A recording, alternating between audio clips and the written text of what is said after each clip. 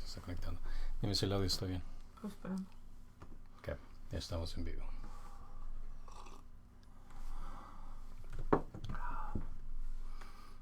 Okay. Perfecto, ya.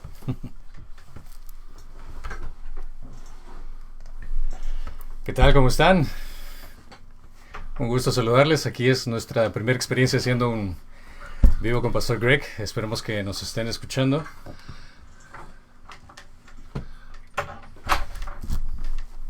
¿Qué tal? ¿Todo bien?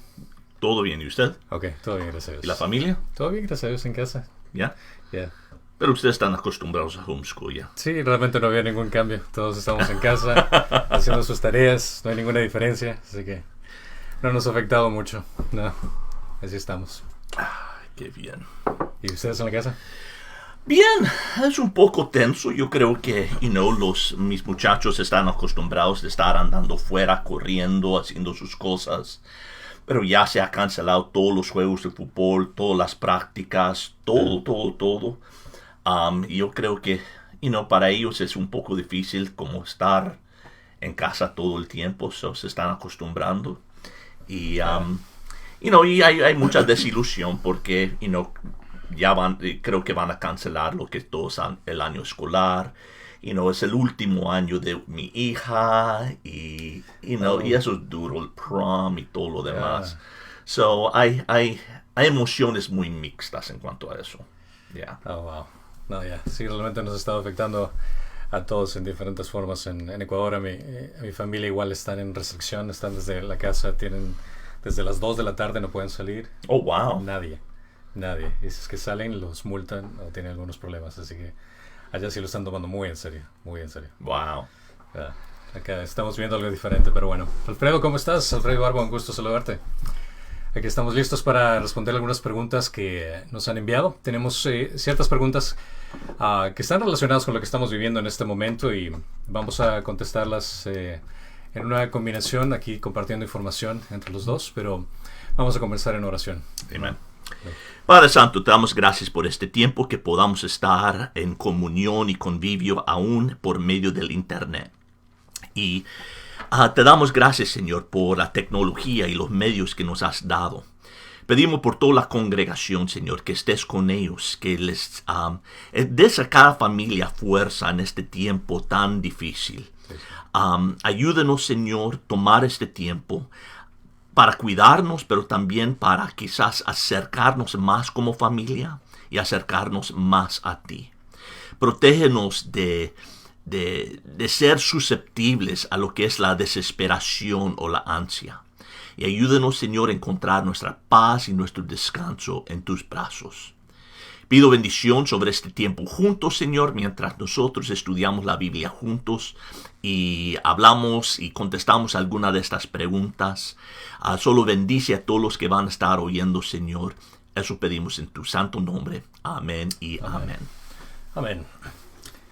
Bueno, pues una de las preguntas que han sido relacionadas con respecto a lo que estamos viviendo hoy ha sido el hecho de que si es que estamos viviendo el inicio de los últimos tiempos o si es que es un castigo de Dios al mundo. Este es un castigo de Dios al mundo, a un mundo incrédulo. Esta es una pregunta que, bueno, obviamente viene a la mente por el hecho de que estamos pasando por situaciones difíciles, es una enfermedad, varias personas están muriendo en diferentes países y es lógico pensar de que tal vez estemos pasando en los últimos tiempos. Pero algo muy interesante, cuando estaba haciendo un estudio acerca de qué son los últimos tiempos, cuando leemos la Biblia en los últimos tiempos, las escrituras refieren también como los postreros tiempos, es decir, esos momentos que se están viviendo después de cierto evento. Me gustaría presentarles ciertos pasajes bíblicos aquí para que puedan entender a qué me refiero. Si tienen sus Biblias o si no, aquí les presento una Biblia para que podamos analizarlo entre los dos. Para los flojos. Exacto, que no quieren abrir sus Biblias. Aquí menciona, a ver, vamos a hacerlo un poco más grande para que puedan verlo. Listo. Dice, porque aquí en estos pasajes, en 1 de Pedro 1:20 y después Hebreo 1:2 menciona, porque Él estaba preparando desde antes de la fundación del mundo, pero se ha manifestado en estos últimos tiempos por amor a vosotros. Ahora, también menciona en Hebreos capítulo 1, versículo 2 dice: en estos últimos días nos ha hablado por su Hijo, a quien constituyó heredero de todas las cosas, por medio de quien hizo también el universo. Ahora, cuando lees aquí, dice en este último tiempo, menciona el hecho de cuando Jesús estuvo presente. Entonces, los últimos tiempos incluye también desde el momento que Jesús estuvo presente dentro de esa categoría. Pablo habla de la iglesia como aquellos quienes han alcanzado los fines del siglo. Esto está en 1 Corintios, capítulo 10, 11. Estas cosas le sucedieron como ejemplo y fueron escritas como enseñanza para nosotros, para quienes ha llegado en el fin de los siglos. Es decir, que Pablo, cuando estaba en ese momento, estaba técnicamente en el fin del tiempo, al igual que estamos nosotros en el tiempo. Nuevamente, esto va junto con el contexto de los postreros tiempos.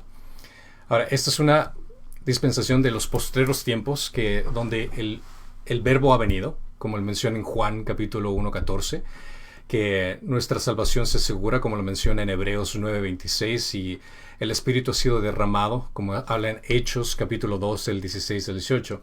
Este pasaje me parece importante también analizarlo, porque dice, sino que esto es lo que fue dicho medio el profeta Joel.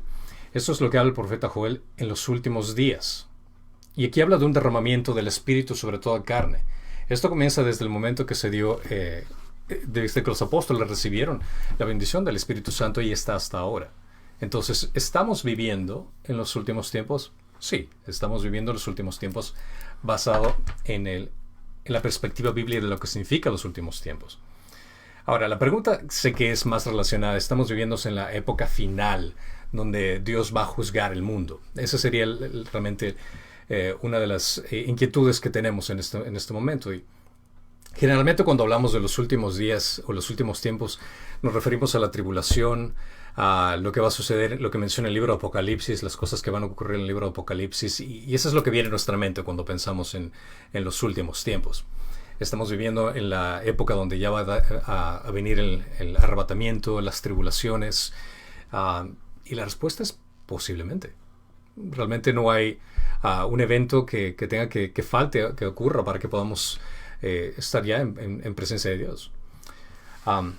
Porque si es que analizas en todas las situaciones que menciona la Biblia de eventos naturales que ocurre, como acontecimientos como terremotos, destrucciones, guerras, son cosas que han pasado hace mucho tiempo, y en sí nos están revelando cosas que han pasado y que están por venir al mismo tiempo.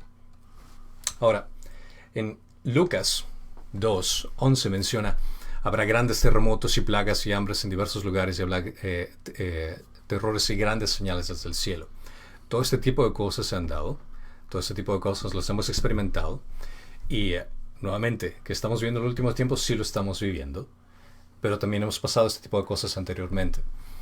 Esto son desastres naturales que hemos experimentado en la historia, como huracanes, tornados, incluso había leído del meteorito Chelyabinsk. ¿Se había escuchado este? No, este es un meteoro que explotó sobre Rusia y emitió una poderosa onda explosiva que hirió alrededor de 1.500 personas. Interesante, yo no sabía de este evento que se había dado. Ahora, todo esto podríamos analizarlo como incluso mencionan las escrituras, como dolores de parto, preparaciones para los últimos tiempos. Y incluso cosas que también van a ocurrir en los últimos tiempos son muchas personas seguirán a falsos maestros, a falsos profetas. Claramente vemos en las escrituras 2 de Timoteo 4, del 3 al 4, donde menciona que incluso la sana doctrina a muchas personas no les interesa. Y eso es algo que lamentablemente estamos viviendo tanto en iglesias hispanas como en iglesias anglosajonas en Estados Unidos, en Latinoamérica. Eso es lo que estamos viviendo. También herejías que van a ocurrir, pero también el lado positivo es el hecho de, como lo menciona Joel, que habla acerca del derramamiento del Espíritu, que cumplió a partir del día de Pentecostés en Hechos 2:16, donde leemos esto. La creciente inmoralidad también es una señal de los últimos tiempos, acerca de problemas que en la actualidad vivimos, del aborto, redefinición del matrimonio, el abuso de las drogas, abuso a menores. Todo ese tipo de cosas menciona en 2 de Timoteo 3:13, porque los hombres malos, impostores, irán de mal en peor, engañando y siendo engañados. Cada una de estas son señales que habla acerca de los últimos tiempos. En la sociedad, estamos viviendo también una sociedad materialista. Esa es otra de las señales. Personas que son amantes de sí mismo, personas que se encargan de compartir. Esto me parece tan interesante como cuando hace 20 años vine a este país, y este era un concepto totalmente diferente. Cuando en YouTube ves gente que se pasa haciendo videos de ellos mismos, de todo lo que hacen, y lo más chistoso es que gente mira ese tipo de cosas, que es lo que más me parece más absurdo. Y esas son cosas que habla acerca del final de los tiempos, y en los últimos días habla gente que solo va a pensar en ellos mismos, jactanciosos, soberbios, en este sentido. Entonces, y solo puedo dar un comentario. Claro, sí. Eso es lo curioso. Cuando mi papá falleció, recuerdo, él era fotógrafo, él tomaba fotos, siempre tenía la cámara, y buscamos por todas sus fotografías, y quizás encontramos 2 o 3 de él. Wow. Porque él tomaba fotografías, no tomaba. Pero hoy en día, la gente no toma fotografías de otros, sino de sí mismo, selfies. Así es. Eso es increíble. Como en esta sociedad todo se trata acerca de nosotros primero, y de lo que ocurra después, del resto no nos importa. También en los últimos tiempos se menciona acerca de... por ejemplo, leemos en Apocalipsis 13, donde el anticristo controla el comercio, y vemos que en la actualidad la tecnología puede ayudar para que se dé este tipo de cosas. El hecho de que la gente tal vez ponga un chip o algo que les ayude para comprar cosas, o incluso poner gasolina. O sea, y es muy fácil de este tipo de cosas de que ocurra ya. Yo prácticamente ya no llevo efectivo en mi billetera. Yo únicamente voy tarjeta, o todo lo compro en línea, pero realmente efectivo ya se me hace raro cargarlo. Y estamos acercándonos a ese punto donde lo que menciona el libro de Apocalipsis se puede dar. Entonces, de que estamos viviendo en los últimos tiempos, sí, estamos viviendo en los últimos tiempos. Cada vez estamos más cerca del regreso a Cristo. También señales que hablan del fines de los tiempos, de que Dios nos dio profecías de que iban a cumplirse, pero lo que más me gusta es el hecho de que, más enfatizarnos, creo que este sería el punto primordial de esta pregunta, más que enfocarnos en las cosas difíciles que van a ocurrir, más de enfocarnos en el hecho de que tal vez estamos cerca de la tribulación, vamos a pasar sufrimiento, cosas por el estilo. Es el hecho de dónde está tu corazón. Si realmente estás pensando en el sufrimiento que vas a experimentar, o en el hecho de que Cristo ya viene. En el hecho, como las mujeres, cuando las mujeres, esa referencia me parece increíble, las mujeres que están a punto de dar a luz, que pasan los dolores, pero al final, cuando llega el momento, se olvidan completamente del dolor. Eso es impresionante, como lo experimenta. Y ¿cuándo va a ocurrir esto? Pues no sabemos cuándo, pero según Pedro menciona, el Señor no se tarda en cumplir sus promesas, según algunos tienden la tardanza, sino que es paciente para con vosotros, no queriendo que nadie perezca, sino que todos vengan al arrepentimiento.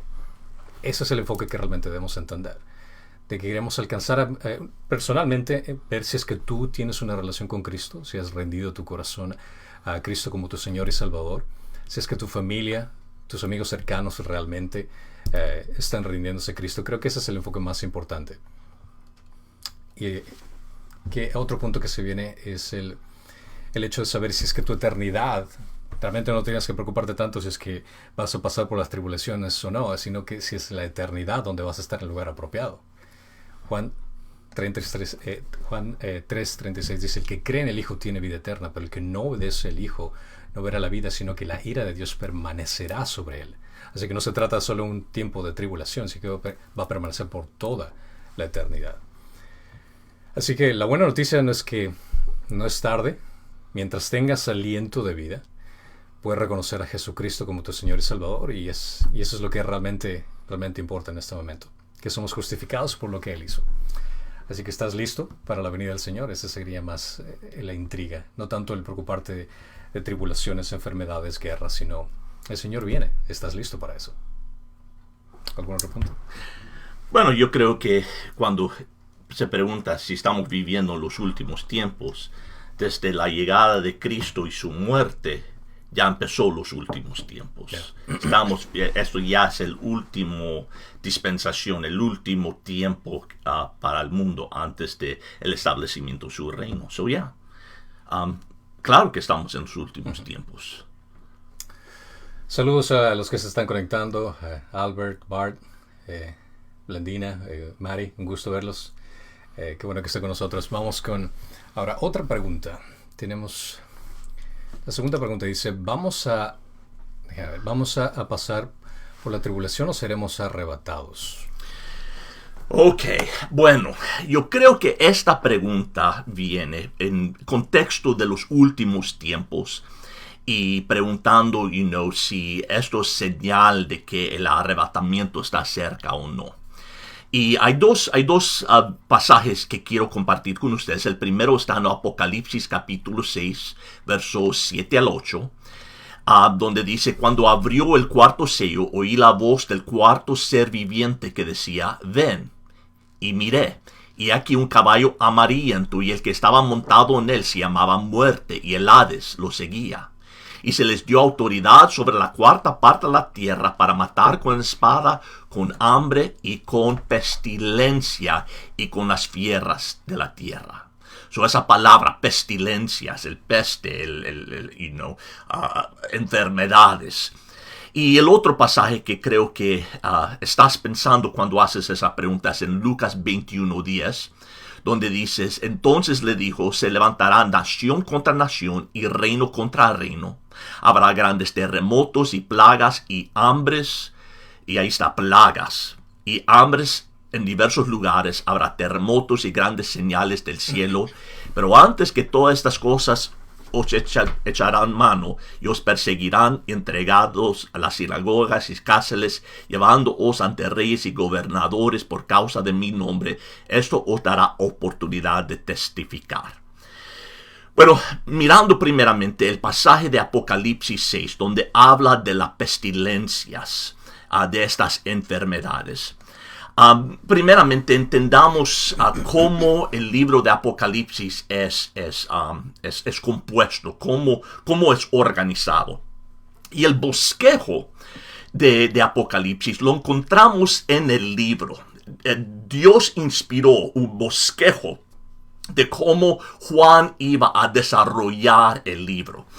Y ese bosquejo se encuentra en Apocalipsis 1:19. Donde el Señor, en esta visión que tiene Juan, dice, escribe pues las cosas que has visto, las que son y las que han de suceder después de estas. Pues si tomas todo el libro de Apocalipsis, lo puedes dividir claramente en esas tres porciones. En otra palabra, la primera sección, que es el capítulo 1, son las cosas que has visto, hablando a Juan, las cosas que tú, Juan, has visto.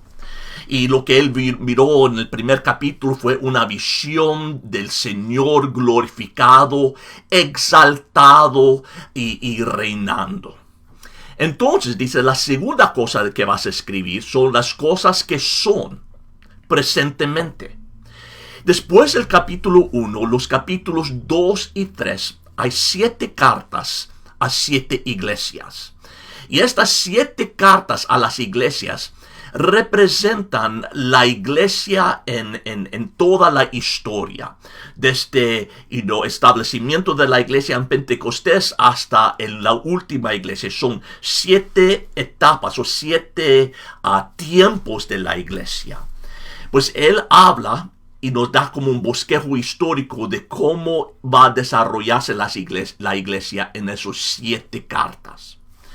Después, el capítulo 4 es la tercera sección, del capítulo 4 hasta el 21, que las cosas que han de suceder después de estas. A la palabra después de esas, la palabra griega metatauta. Y es curioso que cuando comienza el capítulo 4, comienza diciendo después de esto, metatauta. So vemos el capítulo 4 en adelante, la tercera sección, las cosas que han de suceder después de estas. ¿Después de qué? Después del tiempo de la iglesia. Después del período, la era de la iglesia, entonces estas cosas van a suceder. Pues lo que vemos del capítulo 4 en adelante es todo futuro. Y eso es ya después que la iglesia se ha terminado y ha sido arrebatado y llevado al cielo para estar con el Señor. ¿Por qué doy toda esta información? Porque quiero que entienda que ese pasaje que compartí al principio del capítulo 6 de las pestilencias está hablando del tiempo de la tribulación. No de nuestro tiempo ahorita, sino está hablando que durante la tribulación va a venir peste sobre este mundo. Por ejemplo, en capítulo 6 habla de los diferentes caballos que van a salir y los jinetes. El primero en un caballo blanco, el segundo en uno rojo, el tercero en uno negro. Y el primero vemos que es el anticristo, el segundo es la guerra, en la tercera el caballo negro es hambre. Pero el cuarto sello, el cuarto caballo es la muerte. Y ahí es donde dice, y cuando abrió el cuarto sello, oí la voz de 4 seres vivientes que decían, ven, y miré, y he aquí un caballo amarillento, y el que estaba montado en él se llamaba Muerte, y el Hades lo seguía. Se le dio autoridad sobre las 4 partes de la tierra para matar con espada, con hambre, con pestilencia y con las fieras de la tierra. Cuando el Cordero abrió el 5º sello, vio debajo del altar las almas de los que habían sido muertos por causa de la palabra de Dios y del testimonio que habían mantenido. Pues es importante entender la cronología de Apocalipsis y entender que esas cosas van a suceder después del tiempo de la iglesia. Lo curioso es, después del capítulo 3, nunca se habla de la iglesia en la tierra. Cada vez en el libro de Apocalipsis que se habla de la iglesia, siempre vemos que está en el cielo con el Señor. Pues eso nos muestra que hemos sido arrebatados y llevados para estar con Él. Y eso tiene sentido cuando entendemos el propósito de lo que es la tribulación.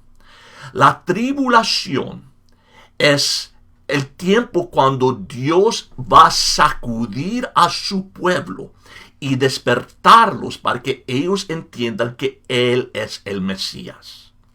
La tribulación no es para la iglesia, sino la tribulación es para despertar a Israel. Por eso nosotros miramos que el tiempo de la tribulación en el Antiguo Testamento se llama muchas veces el tiempo de angustia de Jacob. Y Jacob se le cambió su nombre a Israel. Pues es un tiempo que Dios ha designado 7 años, cuando Él sacudirá a su nación. Y ellos durante ese tiempo reconocerán que Jesucristo es su Mesías. Y habrá un increíble avivamiento por todo Israel. Y los judíos se salvarán. Y entonces van a estar siendo perseguidos y todo lo demás. Pero nosotros, la iglesia, vamos a estar en el cielo con el Señor, sanos y salvos durante todo eso lo que está pasando. Pues, ¿qué ondas con esta pestilencia? Pues, pues si nosotros no vamos a estar, ¿por qué lo estamos sufriendo? Bueno, es porque vivimos en un mundo caído, ¿ok? El pecado ha entrado en este mundo y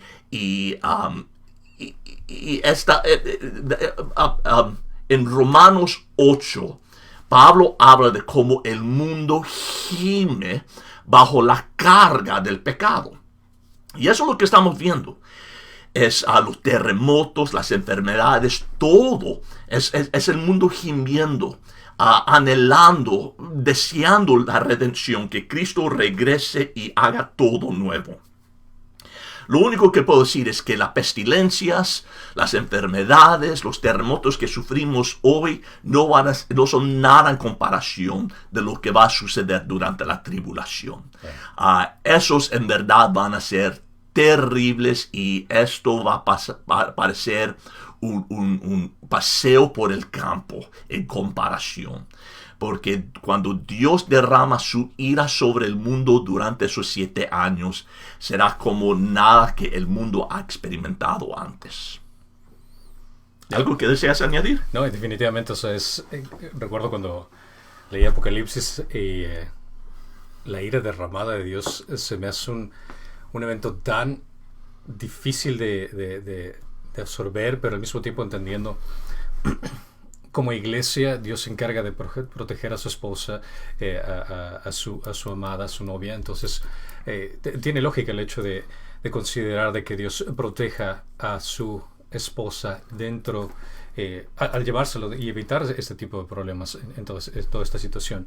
Y sí, hay varias perspectivas, unas que dice que vamos a pasar por la tribulación, otra que dice que en medio de la tribulación vamos a ser arrebatados, y la perspectiva que nosotros creemos aquí en la iglesia es el hecho que antes de los 7 años vamos a ser llevados en presencia de Dios. Y algo de entender es que la tribulación se refiere a la ira de Dios.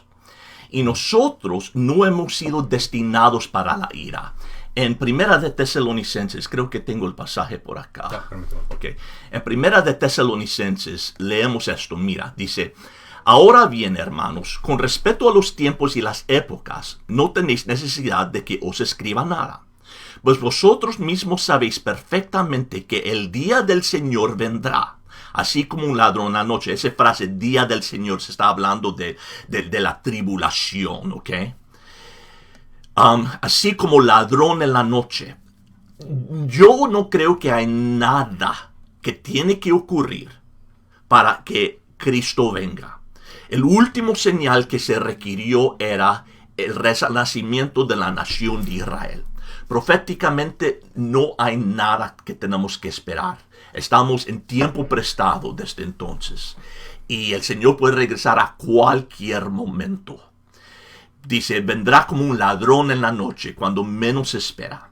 Que cuando estén diciendo paz y seguridad, entonces la destrucción vendrá sobre ellos repentinamente, como dolores de parto a una mujer que está encinta, y no escaparán.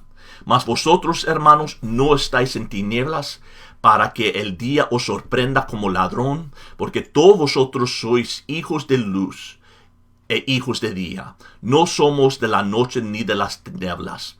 Por tanto, no durmamos como los demás, sino estemos alertas, seamos sobrios, porque los que duermen de noche duermen, los que emborrachan de noche se emborrachan. Pero puesto que nosotros somos del día, seamos sobrios, habiéndonos puesto la coraza de la fe y del amor, y por yelmo la esperanza y la salvación, porque no nos ha destinado Dios para ira, sino para obtener salvación por medio de nuestro Señor Jesucristo, que murió por nosotros, para que ya estemos despiertos o dormidos, vivamos juntamente con Él. En otras palabras, en la cruz, Cristo soportó la ira de Dios por nosotros.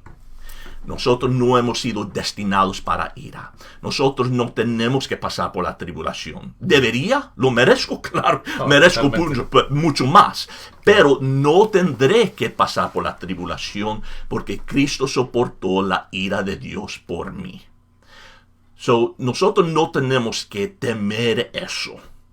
Y además, el objetivo de la tribulación es de traer a Israel a arrepentimiento y a reconocer a Jesús como su Mesías. Yeah.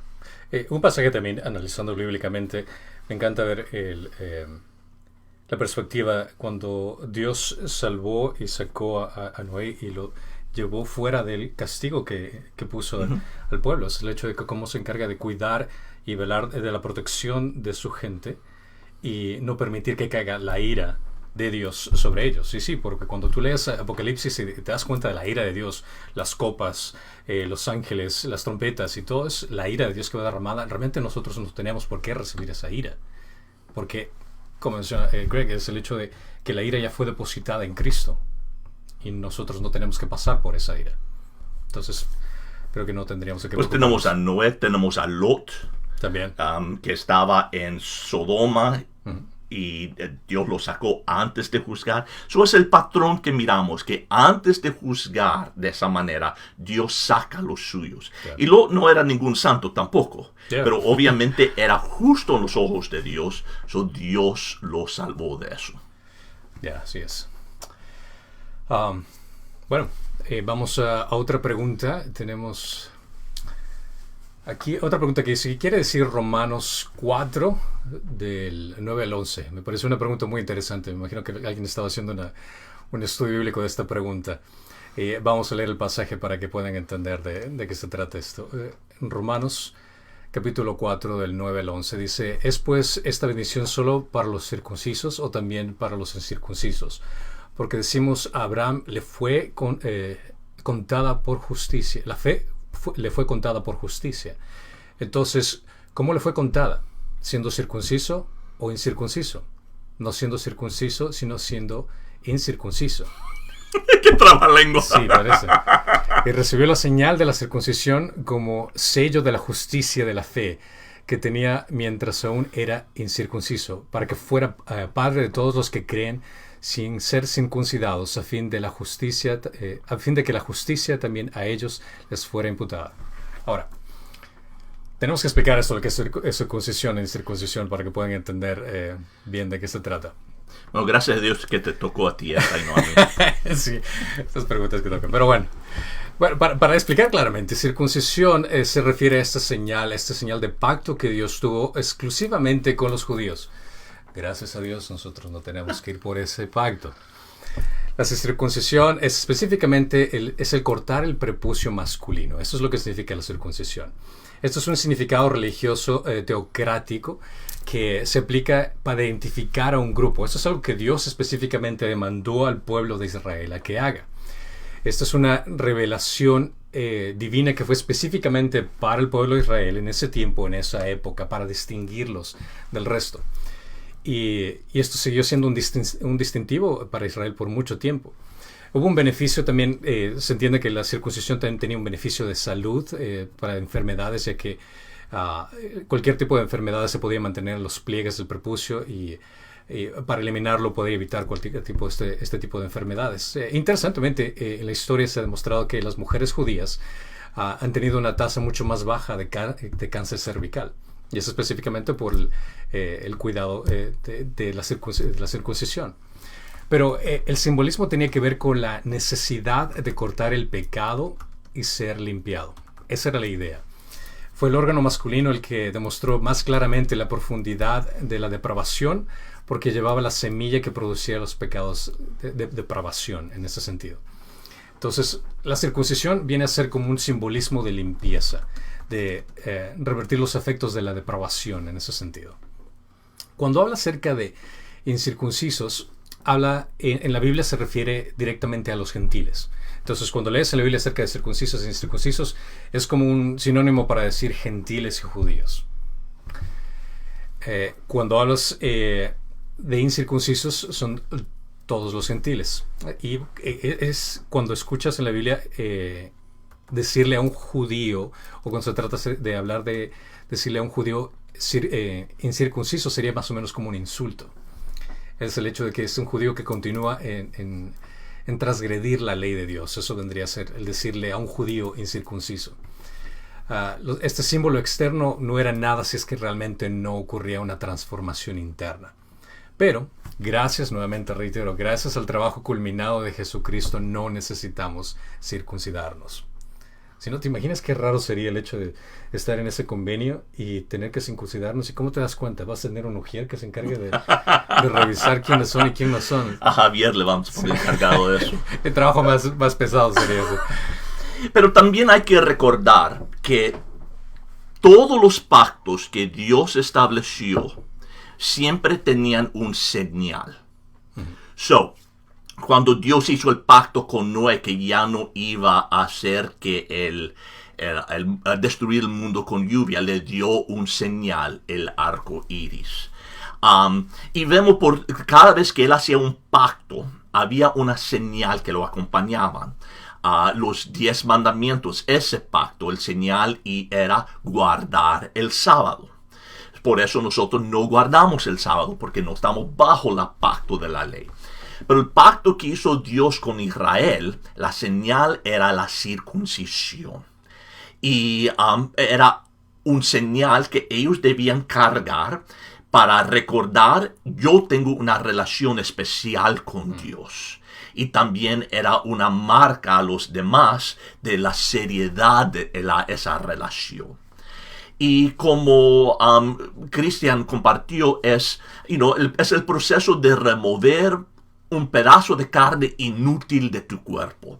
Yo creo que en cierta forma simbólicamente está hablando de eso, de removiendo la carne, removiendo esas tendencias carnales para ser un pueblo sagrado y santo. Para la circuncisión para nosotros es algo espiritual, donde Dios ha hecho esa cirugía en nosotros espiritualmente. Y la verdad es el símbolo del pacto que tenemos ahora nosotros por medio de Jesucristo es el bautismo. Por eso nos debemos bautizar, porque es una señal al mundo y a nosotros mismos de que tenemos una relación personal con nuestro Creador. Amén. Yeah. ¿Y qué mejor señal que esa que el bautismo? Así es que has nacido nuevamente. Esto es un mandamiento que Dios te pide que hagas. No es una sugerencia. El bautismo viene a ser una declaración de obediencia. Así que circuncisión viene a ser en el antiguo convenio, el bautismo viene a ser para nosotros el nuevo convenio. Esa señal, ese simbolismo de que existió un cambio en nosotros en nuestra vida. Pero para terminar aquí, cuando leemos en Romanos, vemos en el versículo 10, habla acerca de, específicamente Abraham, si es que fue considerado justo antes de la circuncisión o después de la circuncisión. Interesantemente, la cronología de Génesis prueba que Abraham tenía 86 años cuando nació Ismael. Esto lo lees en Génesis 16. Y Abraham tenía 99 años cuando fue circuncidado. Pero Dios lo declaró justo antes de que Ismael hubiera sido concebido. Es decir, que al menos 14 años antes de la circuncisión de Abraham. Entonces, realmente el símbolo fue después y Dios lo había declarado justo antes de la circuncisión. Como el hecho de Dios declarándolo justo a él. Él es el padre de todos los que creen. Abraham es el padre de los judíos que son circuncidados y es el padre espiritualmente de los judíos creyentes y de los gentiles creyentes. Eso es lo que se conoce, que somos la descendencia de él, como incluso en Génesis 3:29 dice, y sois de Cristo, entonces sois descendencia de Abraham, herederos según la promesa. Aquí tenemos una pregunta de Antonio Montoya que está relacionada con lo que mencionaste anteriormente, que dice, ¿quién se va a quedar en el arrebatamiento? ¿Se van a quedar cristianos en el arrebatamiento? No. En otras palabras, nosotros, la iglesia, la novia de Cristo, todos vamos a ser arrebatados y llevados para estar con Él. ¿Quiénes se van a quedar? Los que nunca han aceptado o recibido a Cristo como su Salvador. Y hablando en contexto de lo que tú dijiste, mirando como Dios siempre saca a los suyos antes de derramar juicio. Si fuera en el caso de Noé, o si en el caso de Lot. Y como yo dije, Lot no era ningún santo. No era él estaba viviendo en el mundo, viviendo en Sodoma. Pero aún así Dios dijo, él es uno de los míos. Y lo sacó antes de derramar ese juicio. Podemos estar confiados que dice que nosotros, Pablo dice en 1 Tesalonicenses 4, nosotros no hemos sido destinados a la ira de Dios. Eso no es nuestro destino. Yo he escuchado muchos pastores usar el arrebatamiento como una táctica de asustar a sus congregantes para vivir vidas buenas. Y dicen, Dios se va a llevar a solamente los cristianos fieles y los que son carnales se van a quedar. No hay ninguna evidencia bíblica de eso. Otra vez, hemos sido perdonados por su gracia, punto y parte. Y eso no decir que un cristiano carnal, cuando aparece en la presencia de Dios, no va a ser juzgado en una forma. Habla mucho la Biblia acerca de uno sufriendo pérdida de recompensas. pero no va a ser que tengamos que pasar por la tribulación. Él ama a los suyos y va a ser fiel a sus promesas. Ya, y esa es la gran diferencia de la cual, cuando se trata acerca... nosotros no hacemos obras para salvación. Hacemos obras en resultado de la salvación.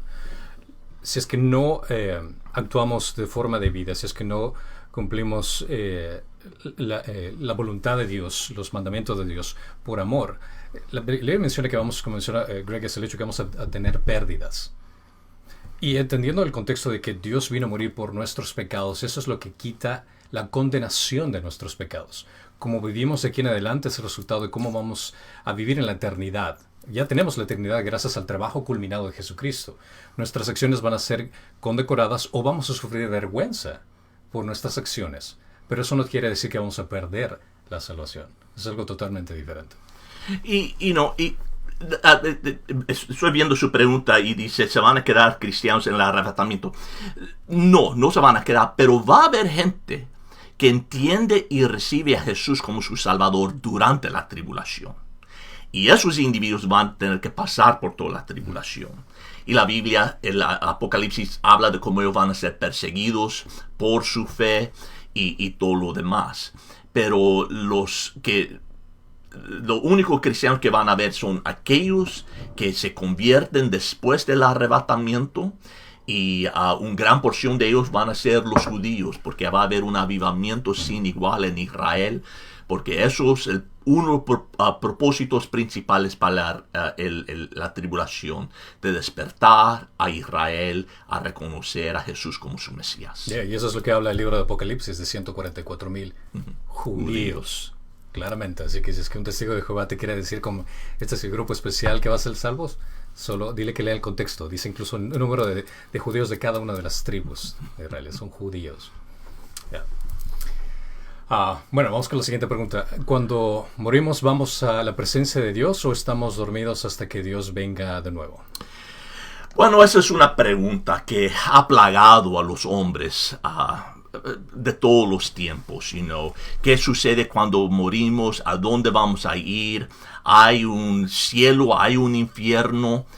Y el mundo tiene toda clase de diferentes ideas. Las religiones orientales no creen que nosotros morimos, sino que dependiendo en cómo nosotros vivimos esta vida, vamos a reencarnar en otro ser o en otra vida superior o inferior, dependiendo de nuestras acciones. Algunos sectas enseñan que cuando morimos nos convertimos en dioses.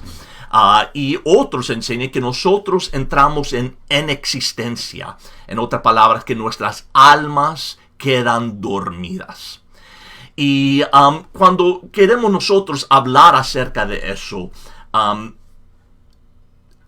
el fuente de nuestra información, la respuesta tiene que venir de aquel que ha muerto, ha resucitado y ha regresado, y podemos tomar su palabra por lo que sucede después de la muerte.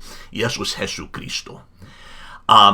Y Jesucristo dice que cuando nosotros morimos, nosotros vamos directamente a la presencia del Señor. Recuerda cuando Jesús estaba en la cruz y él estaba colgado entre dos ladrones. Y uno de ellos dijo, recuérdame cuando tú entras en el paraíso. Y Jesús le dijo en Lucas 23:43, le dijo, en verdad te digo, hoy estarás conmigo en el paraíso. Hoy. En otras palabras, la promesa a este hombre, por su fe en Cristo, dice, hoy irás a estar conmigo. Cuando morimos vamos directamente a su presencia.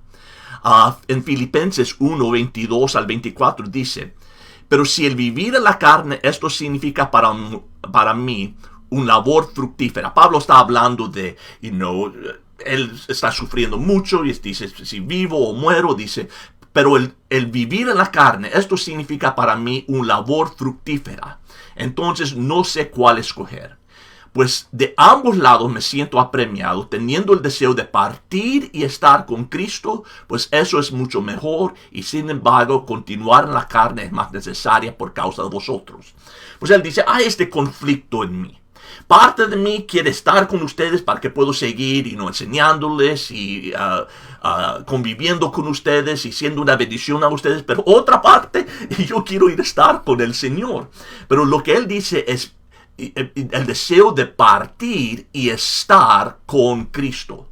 Él no habla de entrar en inexistencia. Él no habla de que su alma va a quedar dormido hasta el regreso del Señor en gloria. No, él dice, si yo muero, yo voy a ir a estar con Cristo. Tenemos esa certeza, esa seguridad de que cuando este cuerpo es destruido, nosotros vamos como cristianos a vivir eternamente con nuestro Señor. Y quizás Pablo lo pone mejor en 2 Corintios 5, 1 al 9, dice, porque sabemos que si la tienda terrenal, que es nuestra morada, está hablando de estos cuerpos, comparándolo con tiendas de campaña, ¿verdad? Pues sabemos que si la tienda terrenal, que es nuestra morada, es destruida, tenemos de Dios un edificio, una casa no hecha por manos, eterna en los cielos. Pues en verdad en esta morada gemimos, anhelando ser vestidos con nuestra habitación celestial. Y yo te digo, a los 50 años, cada mañana que me levanto la cama, gimo. Piernas, espalda, nuca, ¿ok? Gemimos en estos cuerpos, anhelando esos cuerpos glorificados que recibiremos en el cielo. Y dice, verso 3, y una vez vestidos no seremos hallados desnudos, porque así mismos los que estamos en esta tienda, en estos cuerpos, gemimos agobiados, pues no queremos ser desvestidos, sino vestidos, para que lo mortal sea absorbido por la vida. Y el que nos preparó para esto mismo es Dios, quien nos dio el Espíritu como garantía. Por tanto, animados siempre y sabiendo que mientras habitamos en el cuerpo estamos ausentes del Señor, porque por fe andamos, no por vista. Pero cobramos ánimo y preferimos más bien estar ausentes del cuerpo y habitar con el Señor. Por eso, ya sea presentes o ausentes, ambicionémosles serle agradables. Pues Pablo dice aquí bastante claro, estar ausente del cuerpo es estar presente con el Señor. Esta enseñanza de que tu alma duerme y queda dormido es algo que viene de los raíces de los testigos de Jehová y de los... ¿cuál es el otro grupo? Adventistas del séptimo día. Pero no está basado en la Biblia. No hay ninguna evidencia bíblica que eso sea cierto. La evidencia es que nosotros al pasar de esta vida entramos directamente a presencias del Señor. Pues si tenemos seres amados que se han fallecido, el día que nosotros fallecemos, tenemos esa confianza que en Cristo vamos a ir directamente a estar con Él. Me encanta, no me acuerdo el nombre de la persona que mencionó esto. Es un gran predicador que mencionó el día en que... ¿El gran predicador? ¿Greg? No, el otro. Okay. Menciona el día en que escuchas, que leas en las noticias que he muerto, no les creas, porque es el día en que voy a estar realmente más vivo. Creo que fue Moody. Moody, exactamente. L. Moody. Me encanta esa referencia, porque es verdad, es un momento cuando siempre que vamos a un funeral... podemos escuchar la teología de la persona, de las familiares que están alrededor. Y es triste ver cuando escuchas personas que se aferran a trabajos, a cómo se dedican a hacer las cosas para poder ganar el cielo, o incluso oran por las personas que ya han muerto cuando realmente ya no tienen ninguna... una vez que tomas tu último aliento de vida ya no tienes ninguna otra opción. No importa qué tanto puedan estar orando las otras personas para tu salvación. Es en este momento cuando tienes vida donde tienes esta oportunidad de hacerlo, de confiar únicamente en Cristo para tu salvación. Tenemos otra pregunta. Dice, los eventos de Filipenses capítulo 2 del 10 al 11 pasarán en la tribulación y por qué se arrodillan las personas. Ok, vamos a leer aquí esto juntos. Menciona para que el nombre de Jesús se doble toda rodilla de los que están en el cielo y en la tierra y debajo de la tierra, y toda lengua confiese que Jesucristo es el Señor, para la gloria de Dios Padre.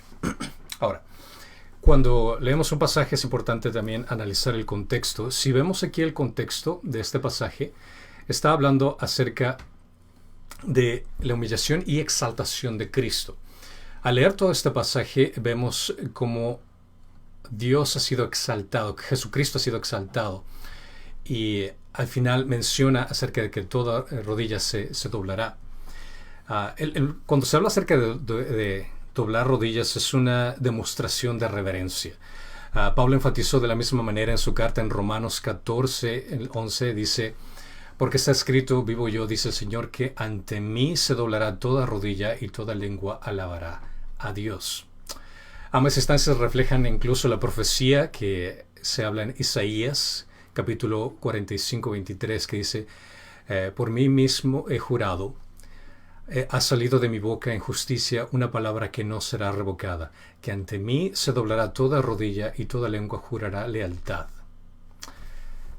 El alcance de la autoridad soberana de Cristo está alineado en la triple fase, donde habla del cielo, de la tierra y debajo de la tierra. Nuevamente, esa es una reverencia que es específicamente para Jesucristo. Ningún ser inteligente, ya sean ángeles y santos en el cielo, personas que viven en la tierra, o Satanás, o los demonios, o los no salvos en el infierno, en todo el universo, nadie se puede escapar de esto. Todos se doblarán de rodillas ante Dios. Todos se inclinarán voluntariamente o serán obligados al hacerlo.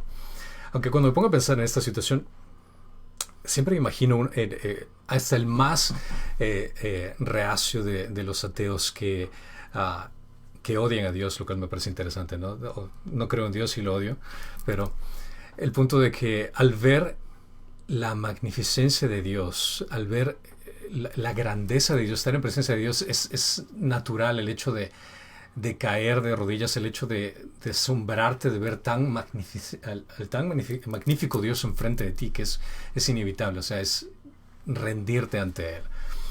En versículo 2.11 menciona que todos confesarán que Jesús es el Señor, volviendo nuevamente al pasaje. Dice que toda lengua confesará que Jesucristo es Señor, para la gloria de Dios Padre. Este es el primer credo cristiano, que significa que Jesús es Dios. Esto es una aclaración de que Jesús es el segundo miembro de la Trinidad. Y nota que dice que toda lengua confiesa que Jesús es Señor, no que es su Señor. No es como todos, sino ellos van a reconocer: Él es Señor, yo la regué. Y un día todos reconocerán. Desafortunadamente para muchos será demasiado tarde cuando esto ocurra. Y la reverencia universal en el futuro, el reconocimiento de su señorío, será para la gloria de Dios Padre. El hecho de que se arrodillen ante Jesucristo es un honor y gloria para Dios Padre, porque son miembros de la Trinidad. En Filipenses 2, 9 al 11, no trata de hablar, todo el contexto de este pasaje no se refiere a un tema escatológico.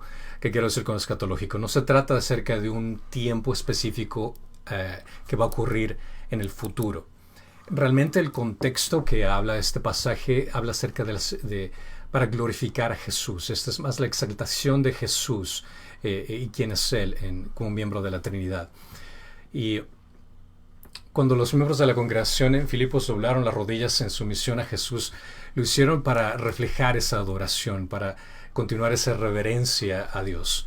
Y el enfoque del versículo con el uso de Isaías 45 no es escatológico, sino es cristológico. Quiere decir que es para hacer referencia de quién es Cristo. Entonces, el pasaje en Filipenses 2, el contexto, no se trata acerca de en qué parte del futuro va a ocurrir, sino el énfasis acerca de quién es Jesús y por qué se merece todo el honor y la gloria. Cuando vemos referencia a futuro de que cada rodilla incluye los seres buenos, los malos, todo el universo reconocerá el gobierno de Jesús y va a confesar voluntario o involuntariamente, pero nuevamente no se especifica cuál. Este pasaje de Filipenses 2 no especifica cuál momento va a ocurrir, pero va a ocurrir en el futuro. Uno debe entender que la inclinación de rodillas es un acto de sumisión a alguien cuyo poder no puede resistirse. Me encanta esta parte de referencias. Es inevitable, vas a tener que doblar tus rodillas ante él. Y nuevamente todo es en conexión con Isaías 45:23 y Romanos 14:11, donde toda rodilla se doblará, voluntariamente o involuntariamente. También una de las citas es de C.S. Lewis, se me hace que me mencionó esto, que hay dos tipos de personas en este mundo. Aquellos que le dicen a Dios que se haga tu voluntad, y otros donde dice Dios que se haga tu voluntad. Es decir, que aquellos que rinden honor y gloria a Dios, y aquellos que Dios dice, está bien, si es que tú no quieres hacerlo, va a ser de acuerdo a tus términos, pero vas a sufrir las consecuencias al respecto por no hacerlo voluntariamente. Entonces, tarde o temprano todos vamos a doblar las rodillas ante Dios en adoración, en alabanza, o en rendir cuentas ante Él y darte cuenta de que has perdido y has desperdiciado tu vida al no glorificarlo a Dios en el tiempo apropiado. Hay una pregunta aquí de Leonor Medina que me dice, hermano, nosotros tenemos familia que nos ha enseñado que se puede perder la salvación y siempre andan con temor. ¿Qué podríamos decir al respecto?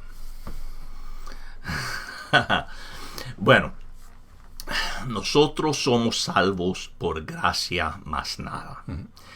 Y la idea de que nosotros que hemos recibido algo que no es merecido, podemos desmerecerlo, es un poco contradictorio.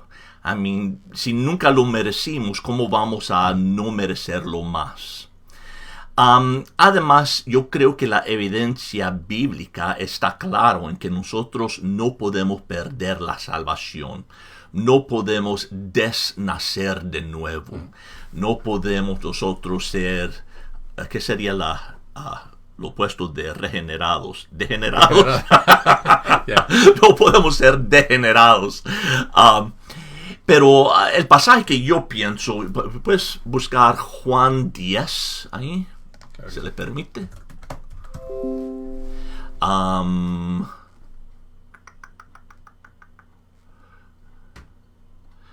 Siga. Ok, ahí. Dice, yo soy la puerta, si alguno, verso 9. Yo soy la puerta, si alguno entra por mí, será salvo, y entrará y saldrá y hallará pasto. El ladrón solo viene a robar y matar y destruir. Yo he venido para que tengan vida y la tengan en abundancia. Yo soy el buen pastor, el pastor da su vida por sus ovejas. Eso no es el pasaje que quiero. Que habla que él lo retiene en su mano. Vamos a buscarlo.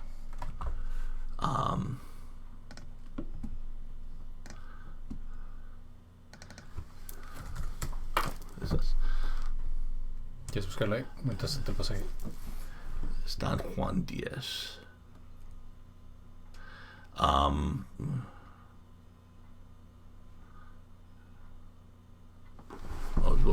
Tu mouse va en lo opuesto.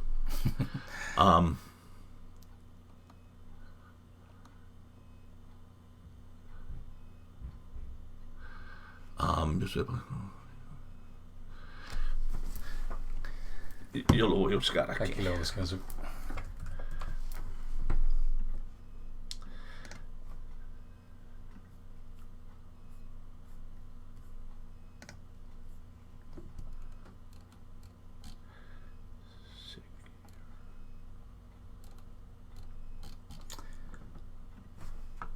Estamos buscando la respuesta exacta.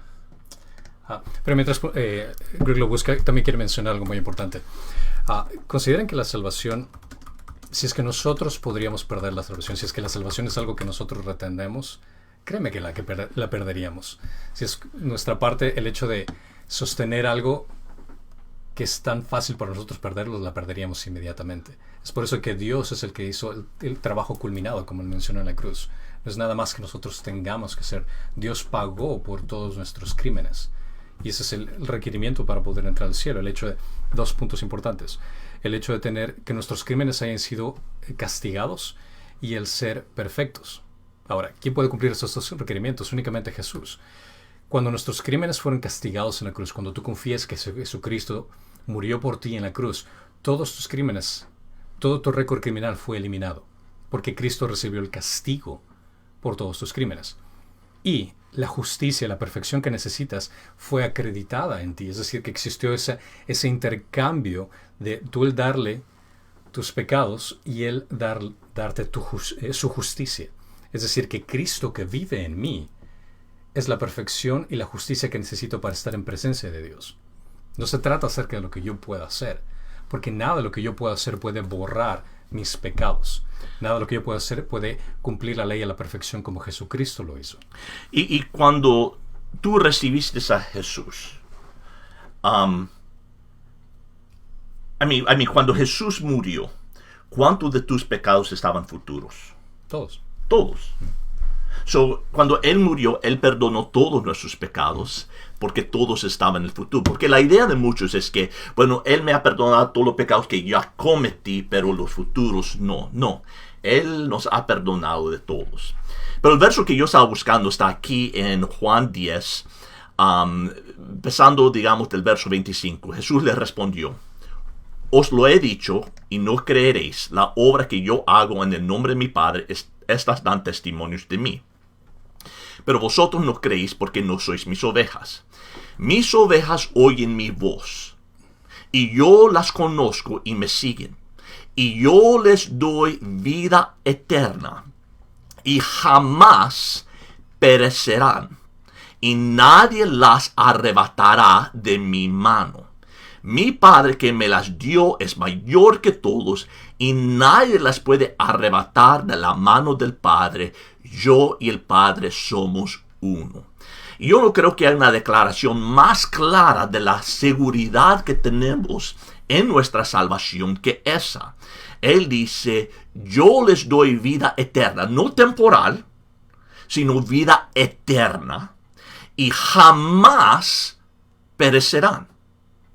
Jamás. Y nadie las arrebatará de mi mano. Y sabe, el nadie te incluye a ti también. ¿Okay? Que yo no puedo solo salirme de mi salvación porque quiero, no. Nadie las puede arrebatar de mi mano.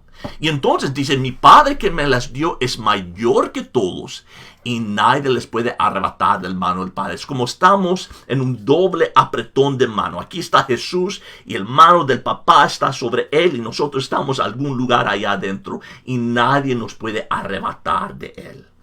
So, estamos seguros en esa salvación. Y no es porque soy tan bueno o lo que sea, es porque Dios es tan bueno y Él es tan fuerte y su obra es tan eficaz que Él me salva completamente. Amén, amén.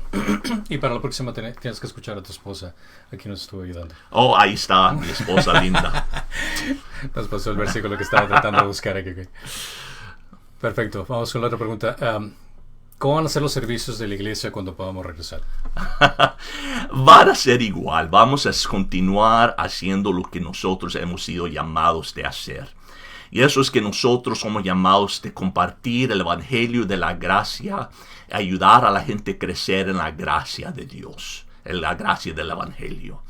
Y nuestra visión siempre ha sido la misma, tenemos nosotros 3 preceptos. Uno es de exaltar a Cristo, el segundo es de edificar y equipar a los santos, y el tercero es de evangelizar al mundo.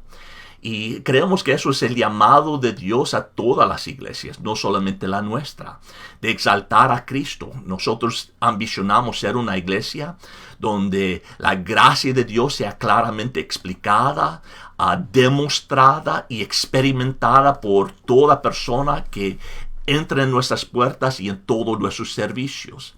Ambicionamos nosotros ser una iglesia en la cual nuestra adoración es expresiva pero sincera, la enseñanza es convincente pero compasiva, y nuestra comunión es dulce pero sincera. Y ambicionamos nosotros ser una iglesia donde personas que seamos personas totalmente dedicadas a Cristo. Y aunque estamos en diferentes niveles de madurez, que todos nosotros estemos avanzando y creciendo y sometiendo cada día más y más al señorío de Jesús. Pues primeramente queremos exaltar a Cristo, segundo de edificar a los santos. Y eso es que nosotros ambicionamos ser una iglesia donde estamos edificando y enseñando la palabra de Dios en cada uno de nuestros servicios a nuestra comunidad. ¿Y cuál es nuestra comunidad? Bueno, somos una comunidad multilingüe hoy en día. Somos latinos de diferentes generaciones.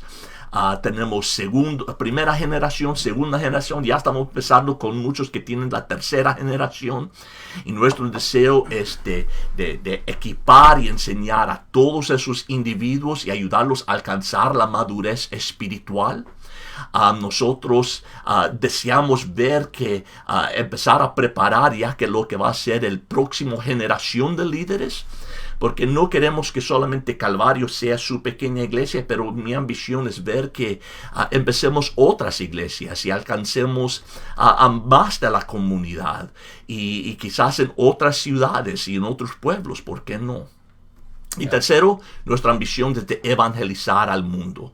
Y eso es llevar el mensaje del evangelio a los cientos de miles de residentes de Maryvale, pero también de ver cómo nosotros podemos participar en llevando el mensaje de Jesucristo a Latinoamérica, a los pueblos, lugares de donde muchos de nosotros venimos, y de enviar misioneros y de ser esa fuente de la noticia de las buenas nuevas.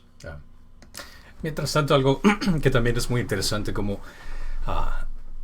Dios ha dado la situación para que hasta que eso ocurra, realmente nosotros no teníamos pensado que íbamos a tener que obrar de esta forma, el hecho de tener que hacer videos para que la gente pueda escucharlos en casa, hacer este tipo de presentaciones en vivo, de preguntas, videos para que puedan ministrar a diferentes personas. Y quién sabe, hay muchas iglesias que están haciendo exactamente lo mismo, donde están personas en casa y o tal vez ya aburridos de ver tantas películas de Netflix o de chatear tanto, pueden ver uno de estos videos y de pronto comienza esa búsqueda por Dios, comienza esta inquietud por conocer quién es Cristo. Y esto es algo que también realmente ha abierto una puerta que yo no he considerado, el hecho de comenzar a hacer videos para ministrar a la iglesia, pero también ministrar pensando a otras personas que son amigos, familiares, que van a escuchar este mensaje y poderles compartirles un mensaje de esperanza que es el Evangelio. Amén. Tenemos una pregunta de contestar en inglés, una de las preguntas. ¿Me permite hacer eso rápidamente? Claro que sí. Y me perdonan todos ustedes de habla español, pero tenemos a alguien que quiere entender acerca del arrebatamiento, pero habla en inglés. So, the rapture. The rapture is the sudden taking of the church from the world when Christ calls us up.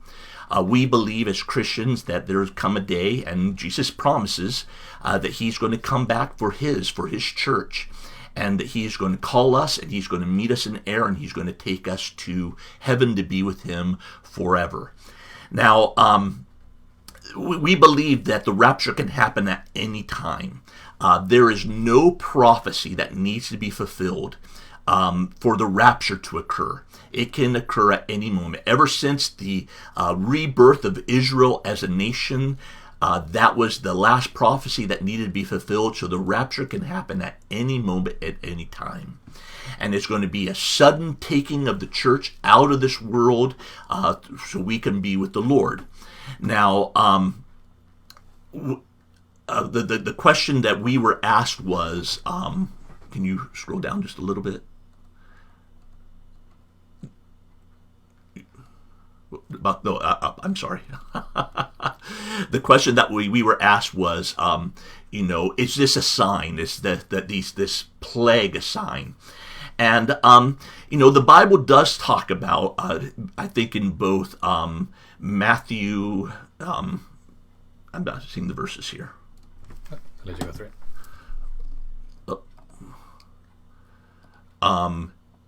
Yeah, in Romans 6, 7 through 8, as well as Luke 21, 10 through 13. And I only have the verses in Spanish in front of me, so I can't read them to you. Oh, you can do it? Yeah. Oh, man, you are amazing. So let me change this to... There you go. Okay. So here in Revelation chapter 6, it says, verse 7 and 8. It says, when the Lamb broke the fourth seal, I heard the voice of the fourth living creature saying, come. I looked, and behold, an ashen horse, and he who sat on it had the name Death, and Hades was following him. Authority was given to them over the fourth of the earth, to kill with sword, and with famine, and with pestilence, and by the wild beast of the earth. So many people, when stuff like this, the coronavirus happens, we think, oh, here's the pestilence that is killing people in the world. Well, that is going to happen in the end times, but I don't think that necessarily is a sign that tribulation has started. The tribulation is reserved for the unbelieving world. As Christians, we're told in 1 Thessalonians 4 that we have not been destined for wrath. In other words, Jesus on the cross, he took the wrath of God for us. He suffered God's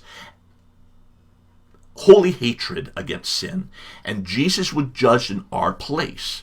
So we have been spared of that wrath. So when the tribulation comes, those 7 years of God pouring out his holy anger upon the earth, we don't have to be objects to that. So we will be raptured out, we'll be taken to heaven, to we're safe, and the world, the Christ-rejecting world, will now become objects of that wrath. And why does God do that? Well, for several reasons, but one of the most important is it's a wake-up call to the nation of Israel. He talks, one of the other names for the tribulation period is the time of Jacob's weeping. And it is going to be a time of anguish for Jacob, and Jacob's name was changed to Israel. So it's for Israel to wake them up, so they recognize Jesus as their Messiah, and they will turn their hearts over to him.